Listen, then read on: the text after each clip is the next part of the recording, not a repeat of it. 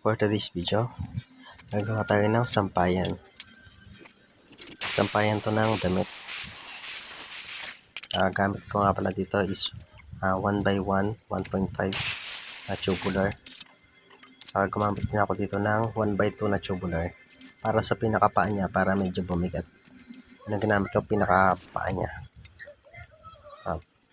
First step ko nga dito, putulin ko muna lahat ng kakailanganin kong materyales para hindi ako putol-putol. Isang beses lang ako magpuputol, tapos mag-welding na ako na sabay-sabay. Ito na nga yung naputol ko nating mga materyales. Kung mapapansin nyo rito, ito yung pinakaputing niya, yung 1x2. May apat tayong pinaka-brace, at ito yung iba rito, may brace din dito. Meron din tayo ito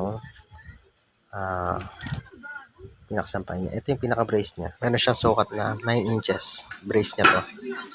9 inches ang sukat niya. Tapos ito yung pinakapaan niya. Ito, naka 45 siya. Ayan, kung mapapansin nyo yung katatin, 45 dito.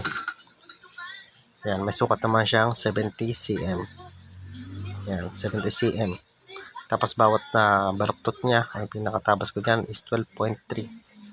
Depende naman sa inyo yan kung ano gusto nyo taas, ano gusto nyo haba, nasa inyo yan. Naka 45 yung isang sulok nga pala natin doon. Ito yung pinaka-tukod niya. Ayan, 142 cm. Ito yung pinaka-tukod niya. Tapos yung sa pinakasampahan niya is 64 inches. Ayan, depende rin sa inyo yung haba niyan. Ito, optional to. Kung ano gusto nyo haba niyan. Ito yung pinaka-brace niya. At saka yung pinakasampahan niya. Ayan, naka 45 yung isa, tapos naka-straight. Ayan, ganyan ang mga tsura niya. Tapos kumuha ko dito ng kahoy. Maps nyo yung kahoy. Sasaksak ko yan sa pinaka-tubular natin para mas tumibay yung pinakasampayan niya. Yan. Yan ang secret ko din dyan. Isa. Para tumibay siya. Yan. Tapos dito ko na siya i-build sa table natin. Itong isang panel lang. Tapos mamaya ilipat ko doon siya sa pinakababa. Gawa nga ng medyo mahaba yung ating gagawing sampayan. Itong working table natin, table saw natin na to, medyo maliit lang. Hindi na siya kayang i-hold. Pwede sana kung may nakalatag tayo dyan, plyboard, pwede sana ganun. Pero nag-decide ako dun lang sa pinakailalim. Or doon na lang ako dyan sa pinakababa na ako gagawa. Ayan. Gamit na nga dito ng magnetic holder para mapabilis lalo yung trabaho natin. Ayan, inspatan ko lang siya muna. Tapos ito yung pinaka paa niya.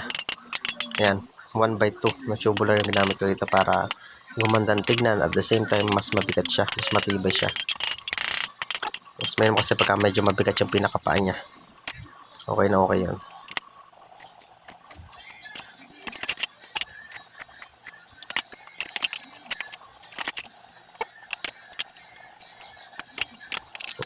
Ayan, tinak ko nga lang muna siya para hindi ako mahirap. Ayan, tsaka ko siya niskwala para sigurado na pantay naman.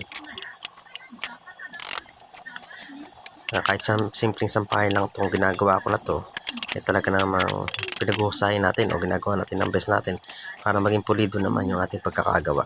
Madali lang talaga mong yumari ng mga ganitong project, pero depende yon sa pagkaka-finish. Ako talagang pinupull weld ko siya at the same time. Kung papansin nyo rito, ayan, i-grinder ko siya. Ayan, para mas maging pulido yung ating pagkakagawa. Ayan, ito na yung dalawa nating paa. Ayan, tsaka ko siya ilalagay. Ayan, magnetic holder siya. Napaka-importante sa akin ng magnetic holder na yan. Para kahit ako mag-isa lang, madali yung magagawa. Yung mga ganitong gawain. At ito yung pinaka-brace niya sa ilalim. Ayan. Ginamit ko nga alas niya para sa pinaka-guide niya. Yan, iskwala ko rin siya para siguradong straight yung ating gagawin. Kaya ko nilagay yung pinaka-guide niya na yan.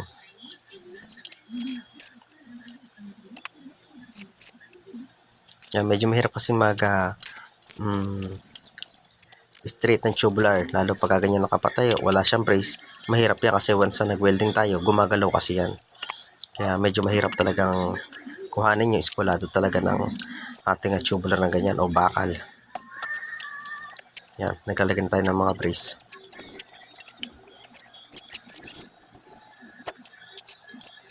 Yan, kung papansin nyo, mabilis lang siyang gawin. At ito mga pinagtabasan natin ito, inipon ko nga siya. Yan, ilalagay ko siya rito, pinaka-brace ulit. At the same time, pampatibay na rin ito. Ayan, paps nyo yan. Ilalagay ko siya sa lahat ng sulok ng pinagsampayan natin para brace na siya. At the same time, pampatibay na rin siya. Ayan, napapansin nyo. Ayan, ay pinakadulo-dulo niya. Na pinakagawa natin. Ayan. Papansin nyo, ayan, full weld siya. Ayan. Masilya na lang kulong yan. Saka natin pinturahan. Pero syempre, lilihain ko pa yung masilya, primer, tapos pintura. Ayan. Ito na nga yung ating ginawang mga braces. Ayan, maganda siyang tignan. Tsaka mukha siyang matibay talaga. Ayan. Yung brace niya. Ayan. Gagawa pa ako ng brace dyan mamaya para sa ating sampayan na yan. Gagadagdag ako pa ng brace yan. Ito nga yung sinasabi kong brace. Nalalagay pa natin dito. Wala akong makitang square bar o round bar. Kaya ito, meron akong kabilya dito. Ito lang gagawin ko sa kanyang pinaka-brace niya. Kung papasin nyo, may butas yan. Pinutasan ko siya. Tsaka ko siya itutusok para mas maging matibay siya. Tsaka ko siya welding. Yan. At ito nga, magtitimpla na tayo dito ng epoxy primer gray para dun sa ating sampayan. Papasin nyo, 2 components ang ginagamit ko rito para mas maging matibay yung ating primer. Ayan, gumamit niya ako dito ng alpha primer. Ay, ito, minus nga lang natin siya. May catalyst yung ganitong primer kaya mas matibay siya. At ito yung ating primer. Ayan. Sealed na yung ating pagkaka-welding na masilya ko na nga rin yan. Kaya sealed na yan. Ayan, hindi ko na napakita sa inyo kung paano ko to pinasilyahan pero masilyado yan.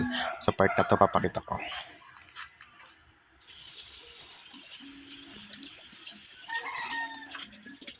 Ito yung ating pagka-primer.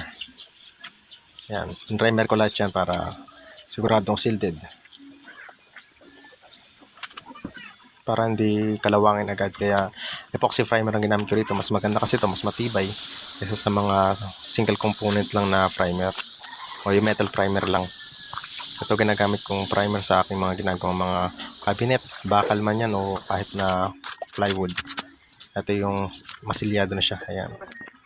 Silyado na yan. Naliha ko na rin yan kaya spray ko siya ng primer. After 1 day, ayan, natuyo na yung primer natin.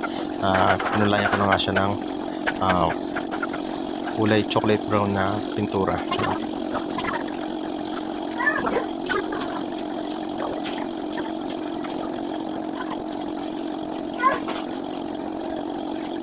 Ayan. Dinagilid ko nga lang itong sampayan natin para pati yung ilalim niya talagang may sprayan din natin.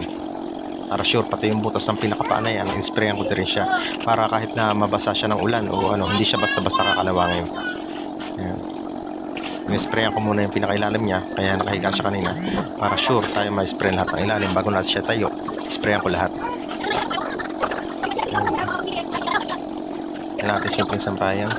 Kung makikita nyo, ganyan ang design niya. Matibay na niya. Dahil lahat ng sulok ng makita nyo, lahat ng sulok yan, nilagyan ko siya ng brace. Pero yung brace na bakal na yun.